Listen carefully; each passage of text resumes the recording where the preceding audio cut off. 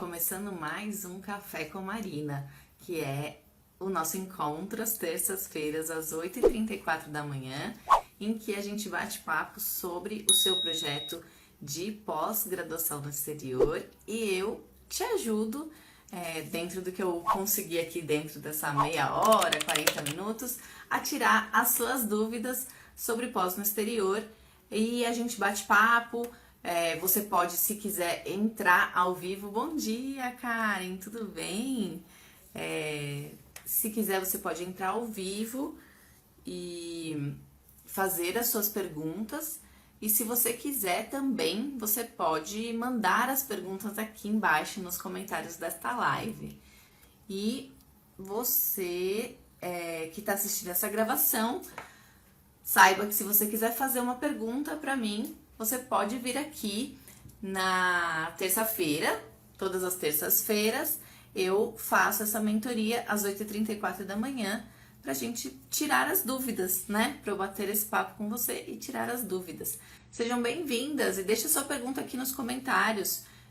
O que você quer saber sobre pós no exterior, quais são as suas dúvidas, se você já está organizando o seu projeto de pós no exterior, porque é um projeto, né, pessoal? É algo que não se decide simplesmente da noite pro dia. Você precisa de um pouco de planejamento, de um pouco de avaliação, de autoavaliação ou avaliações externas do tipo provas de proficiência, cartas de recomendação. Então, tudo isso, para você que é novo ou nova aqui nesse perfil, são coisas que a gente conversa aqui na mentoria. E também, por exemplo, na semana passada, eu conversei com a Débora, que ia fazer uma entrevista para a pós dela no exterior. Então, ela trouxe aqui essa pergunta quentinha por vídeo. Ela clicou aqui no título da live e pediu para participar por vídeo. Mas se você não quiser participar por vídeo, você pode deixar o seu comentário aqui com a pergunta. E eu tenho uma pergunta para vocês. Como está o seu planejamento para pós no exterior ainda este ano ou o ano que vem? O que você está fazendo para que a sua pós no exterior se concretize, né? Quais são os primeiros passos que você está tomando? Comenta aí, vamos bater um papo sobre esses primeiros passos. Vamos ver se você já definiu algumas coisas importantes e de forma que eu possa ajudar, né, com a minha experiência de mais de 10 anos trabalhando com educação internacional. Eu falei muito na outra live sobre entrevista, sobre algumas questões de primeiros passos, mas uma coisa bem legal que a gente poderia falar hoje é a questão de calendário, né? Quando a gente está pensando em calendário, a gente pensa no nosso calendário aqui do hemisfério sul, mas a gente tem que pensar muito no calendário de onde a gente quer estudar. Então, se você já sabe o destino que você quer ir, é interessante você começar a compreender melhor sobre o calendário acadêmico desse destino. Então, por exemplo, quais são os períodos de férias? Às vezes você está angustiado ou angustiada que você mandou um e-mail para a instituição, para a pessoa que poderia ser seu futuro orientador ou orientadora e não recebeu uma resposta. Ou mandou um e-mail para os setores administrativos da universidade e está custando a receber uma resposta. Às vezes pode ser simplesmente porque naquela semana ou naquela quinzena é um período de férias da instituição para a qual você está mandando esse e-mail. Então é muito importante você parar para analisar ou o quanto você puder pesquisar das instituições para as quais você tem interesse, quais são os períodos acadêmicos e períodos de férias que isso vai tirar muito dessa sua angústia, né? De, eu não recebi uma resposta, será que não foi? Será que a pessoa não viu? Será que eu devo mandar um segundo e-mail? Então, isso vai ajudar muito no sentido de você entender se esse período no qual você mandou o e-mail é um período que possivelmente as pessoas estão ativamente respondendo aos seus e-mails, tá? É importante a gente entender que aqui no Viajar para Estudar, de todos que estão assistindo esse material, pode ser que você queira ir para Oceania, para a Ásia, para a Europa, para os Estados Unidos, para o Canadá. Então, eu não tenho aqui como passar um calendário. Olha, é assim. Até porque vocês precisam entender que cada instituição tem o seu calendário, né? Não é exatamente um calendário igual. Por exemplo, às vezes mesmo dentro de um país tem aí diferentes datas de férias. Nos Estados Unidos, por exemplo, tem o famoso Spring Break. E esse Spring Break pode acontecer a qualquer momento dentro da primavera, a qualquer momento nas instituições espalhadas pelos Estados Unidos.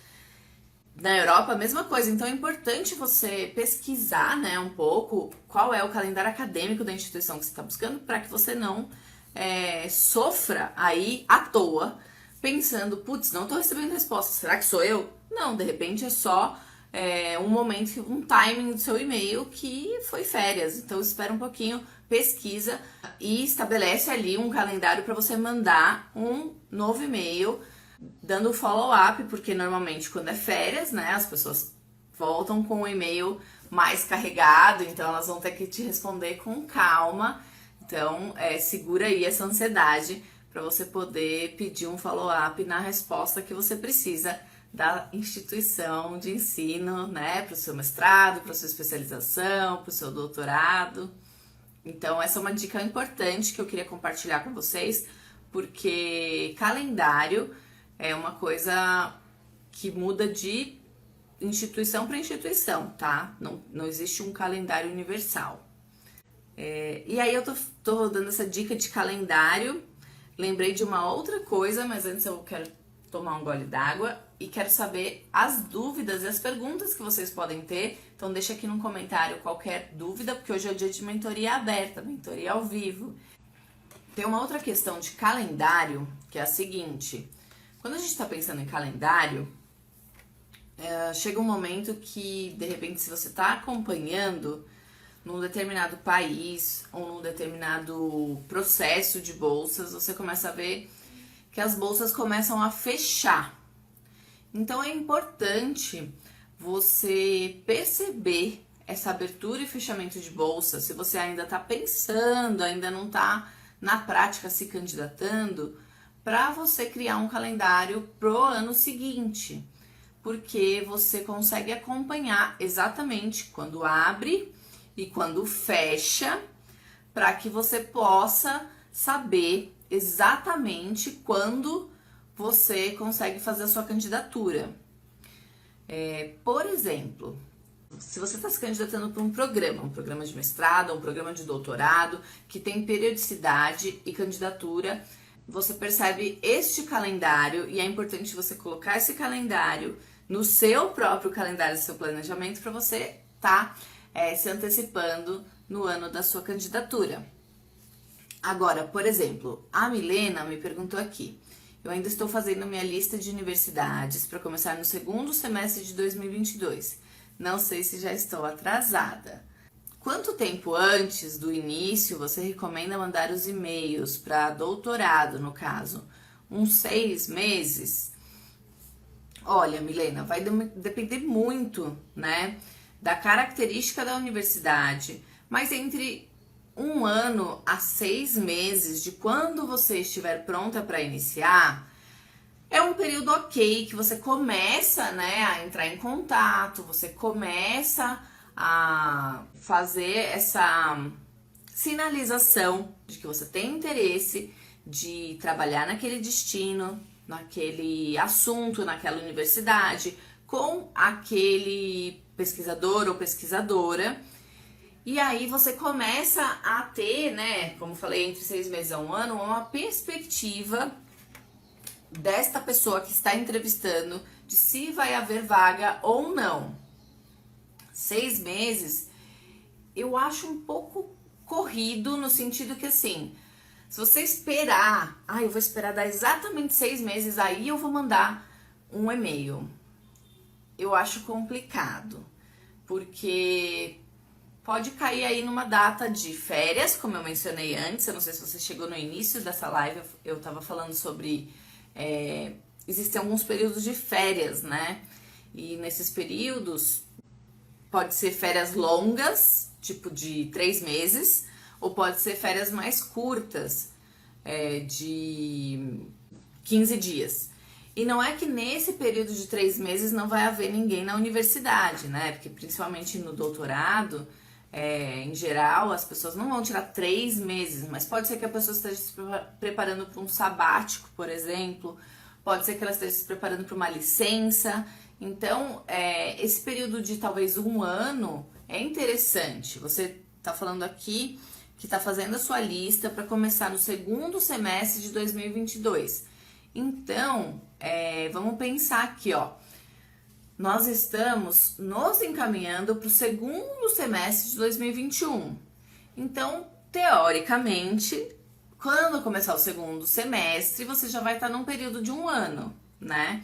E você pode começar, porque também é importante você pensar o seguinte: não quer dizer que você está pronta para ir, que as vagas estão prontas para te receber naquele momento, né? Então, você tem que pensar na possibilidade de ter que talvez esperar um pouquinho, né? Então você já vai começando antes e vai mandando o que você já tiver mais maturidade em relação a projeto, a proposta, a trabalho, definições, por exemplo, existem doutorados que são candidaturas por programa, existem doutorados que são candidatura por vaga. Então é bem diferente a questão de calendário, muitas vezes. Então você precisa entender como que aquele doutorado para o qual você está pensando em se candidatar seleciona, tá? Então e eu tô falando isso de maneira geral, né? No mundo, não tô falando de um destino específico. Então, se você quiser falar mais sobre o seu caso, você pode clicar aqui e a gente pode fazer esse bate-papo, né? A Patrícia perguntou assim: em termos de oportunidade de bolsa para doutorado, qual a diferença entre Estados Unidos e Europa? Bom, Patrícia, temos bastante diferença aí entre Estados Unidos e Europa, mas também estamos falando aí de N países em Europa, tá? Então temos N tipos de financiamento, N tipos de projetos, então precisa entender um pouco melhor. No geral, você tem que pensar um pouco nos seus objetivos e pensar o seguinte: bom, eu trabalho com algo que eu vou continuar trabalhando durante o doutorado, que isso é fato, muitas vezes, em certos tipos de trabalhos na área de humanas e ciências sociais aplicadas. Então, eu vou levar isso como um doutorado exclusivo ou eu vou levar isso como paralelo a algo que eu já estou fazendo. Então, aí, para essa situação, tem alguns tipos de bolsas que podem ser, por exemplo, ajudas de custos ou reduções de certas taxas acadêmicas. Agora, existem em outras áreas, né, que você integra a equipe do doutorado, a equipe do projeto, por exemplo, com uma remuneração pela sua pesquisa, né? Então, é um contrato doutoral, é uma bolsa para você, por exemplo, fazer um assistantship ou um studentship. E aí, por exemplo, assistantship é mais comum nos Estados Unidos, studentship é mais comum no Reino Unido, né? E aí os nomes vão variar bastante, mas você tem que ver qual é o seu objetivo, né? Em termos de destino, que é muito importante você entender em relação ao destino, e entender o seu objetivo em relação à profissão, né, que você está desenvolvendo naqueles 3 anos de doutorado, 5 anos de doutorado, 6 anos de doutorado, depende um pouco da sua área, depende um pouco da sua proposta de doutorado, da instituição, né, que você vai fazer. E pode estar parecendo, de repente, que a minha resposta está muito vaga, está muito ampla, mas é justamente porque existe essas múltiplas opções, sabe?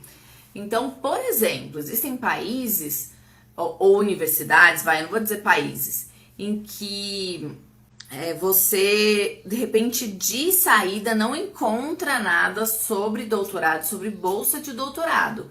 Mas conforme você começa a desenvolver uma conversa, né, com o pesquisador que está coordenando aquele projeto ou aquela cadeira, você começa a descobrir quais são as oportunidades de bolsa, se são da própria universidade, se são, por exemplo, de um projeto de governo, um projeto de agência de fomento, que vai acontecer, quando vai acontecer.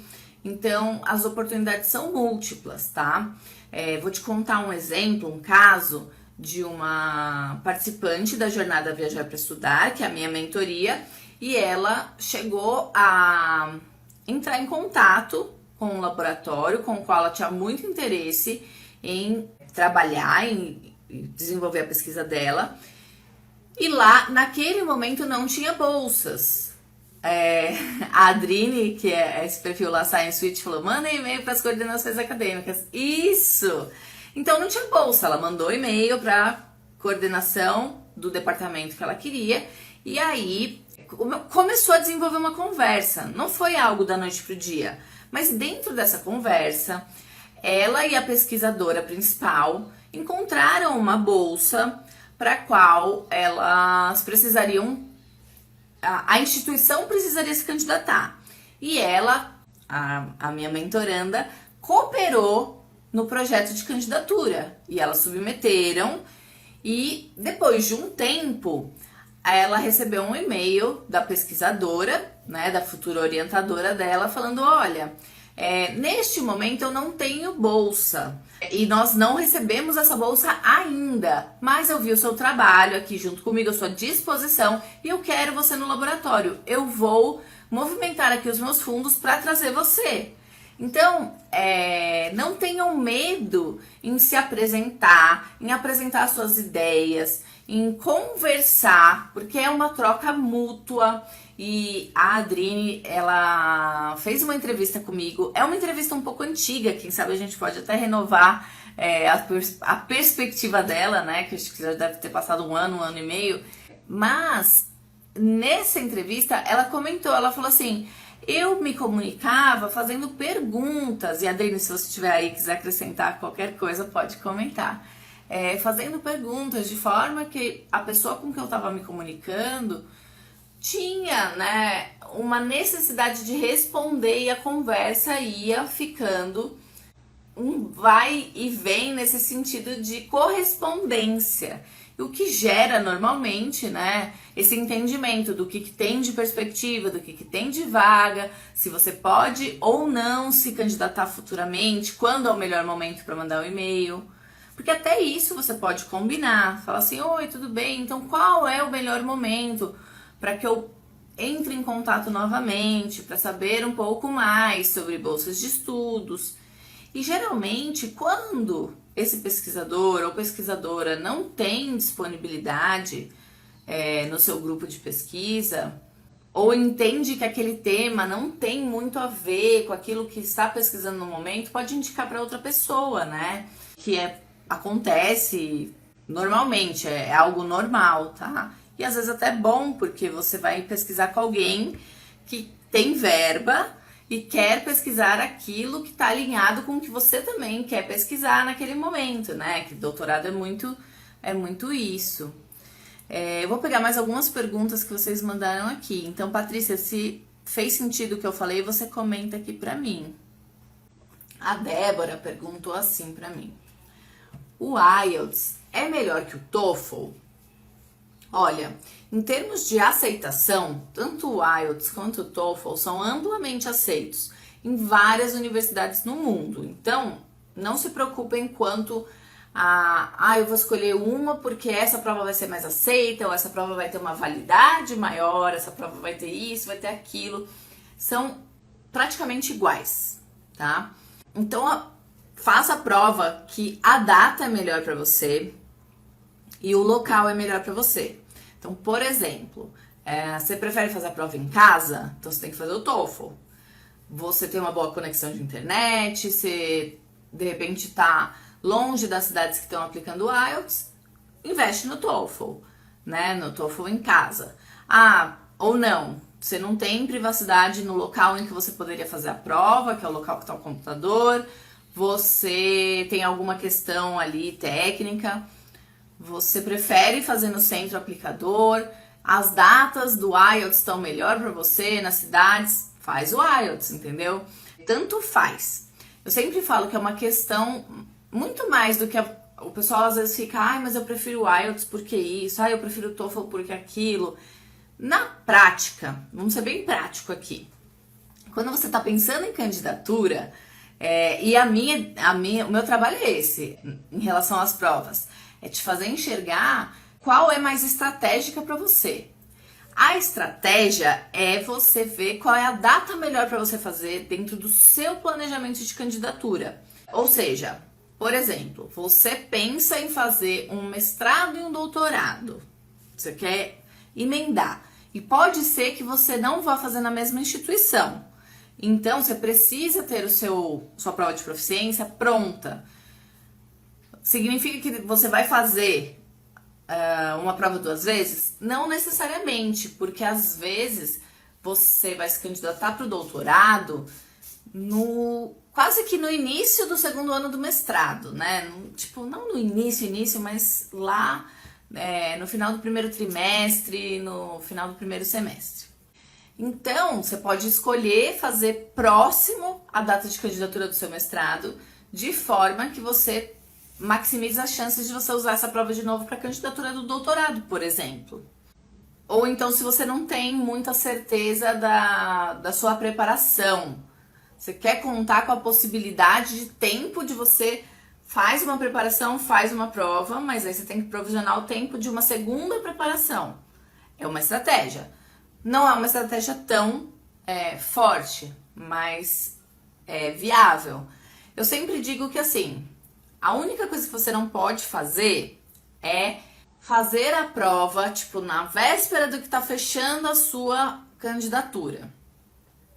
E eu falo não pode porque, idealmente, é complicado para suas chances se você precisar refazer a prova por acaso. Então, considerando que se você tiver o nível adequado, o nível que você precisa. Então, por exemplo, eu preciso de um TOEFL ou um IELTS equivalente ao B1. Ao B1 não, vai. B1 é muito básico para normalmente mestrado e doutorado. Um B2, vai. Então, assim, eu sei que eu tenho nível B2 e eu preciso obter uma nota equivalente ao B2 no TOEFL, no IELTS, beleza? Então, você precisa fazer essa prova numa data que você tenha pelo menos 2 meses de tempo de intervalo, caso você precise fazê-la de novo em relação à data final de entrega da documentação. E tem, por exemplo, instituições que são flexíveis no sentido, entrega as documentações e fica pendente a proficiência. Mas tem outras que não, que vão olhar a proficiência uma das primeiras coisas. Então, é bem maleável nesse sentido, quando você deve fazer a prova, mas você tem que pôr no seu calendário, tá? Tem que estar dentro da sua estratégia, do seu calendário de preparação. Porque senão fica aquela coisa, vou fazer e nunca faz. E nunca tá pronta para fazer. E esse é o maior perigo em relação às provas de proficiência, ao planejamento delas. A Carol comentou assim: oi, eu sou de Vinhedo, São Paulo, aqui pertinho da capital onde eu moro, Carol. quero ir para a Irlanda. Como funciona o processo de fazer a prova de proficiência de inglês? Então, Carol, essas duas provas que eu mencionei, o TOEFL e o IELTS, são bem aceitas. Como aqui não é um perfil que eu falo de preparação para provas, o que eu te digo é, dentro da sua estratégia de candidatura, você deve fazer uma dessas duas provas, que é o TOEFL e o IELTS, ou pode ser que tenha outra prova que a instituição para a qual você quer se candidatar aceite, que você já tenha feito. Então é importante checar o site da instituição, quais são os requisitos de prova de proficiência. É importante checar também qual é a nota mínima pedida, porque prova de proficiência, para quem está começando nesse mundo de candidatura, normalmente é uma nota mínima, uma nota de corte. Então, tem até ou a partir deste nível de proficiência, que é o equivalente a essas letras, né? A1, A2, B1, B2, C1, C2, elas são um quadro comum de referência europeu para línguas. Então, se você digitar no Google quadro comum europeu para línguas, você vai entender quais são os requisitos e qual é o nível que se espera de alguém que está no nível B2 ou um nível C1, que normalmente são esses níveis cobrados para mestrado e doutorado. E aí você tem que ajustar a sua preparação para essa prova de acordo, tá? Tô falando bem resumidamente porque as instruções de como fazer a inscrição para a prova, qual a data de prova disponível, locais de prova, você consegue nos sites das próprias provas, nos sites oficiais, tá? Então é só digitar o nome da prova, site oficial, e aí você vai ver direitinho as explicações lá. Deixa eu ver, a Larissa mandou uma mensagem, me chamou Larissa, que é o mesmo nome da minha filha, de 6 anos. Quero fazer mestrado na Dinamarca, estou bem confusa com relação a bolsas de estudos e requisitos. Tem alguma dica?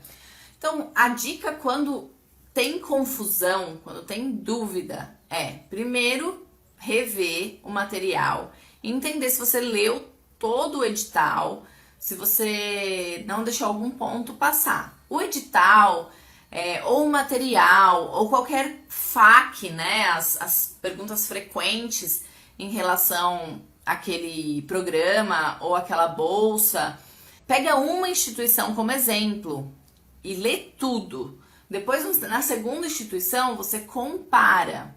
E como eu falei antes, é importante entender que existem bolsas por programa e bolsas por vaga, tá? Isso é importante entender em relação ao tipo de candidatura de programa que você tem. E às vezes a bolsa é concedida pela universidade ou às vezes é por outras instituições. Então você precisa entender quem é a instituição que está concedendo essa bolsa e no site dela e ler se tem explicações a mais sobre aquela bolsa de estudos, tá? Então é bem importante você fazer essas leituras no site da fonte, ou seja, de quem vai te desembolsar o dinheiro da bolsa de estudos, tá? Eu acho que com essas dicas você consegue tirar essas dúvidas principais, né? Que são dúvidas que são comuns, acontecem, né? Mas é importante, gente, vocês pensarem muito bem, que eu vejo que algumas dúvidas aqui são dúvidas de acompanhamento, ou seja, dúvidas que tendo um acompanhamento, tendo uma mentoria, por exemplo, né, uma mentoria mais profunda, é quando você consegue fazer esse momento de dúvida que vocês estão e essa necessidade de resposta possa avançar mais, tá? Então, se você quiser saber mais detalhes sobre a minha mentoria, quiser entrar numa lista de espera, na bio do Instagram tem um link em que você pode entrar na lista de espera e assim que eu abrir vagas novamente, eu volto a explicar como é a mentoria, dar detalhes, né, desse processo de trabalho que a gente faz aqui na jornada Viajar para Estudar. Mas é bem interessante ver as perguntas, assim, os destinos, que é legal, ó. E aí tem um comentário, por exemplo, do Morando no Exterior, que é o Leonardo: faça um curso de inglês no exterior, assim vocês já se preparam direto da fonte. É uma dica muito legal. E pessoal, muito obrigada pelas perguntas hoje, que ajudam a fazer essa mentoria ao vivo. E na próxima terça-feira, às 8h34 da manhã, temos um próximo encontro para fazer uma nova mentoria ao vivo aqui no Café com Marina. Então, um beijo e até a terça que vem.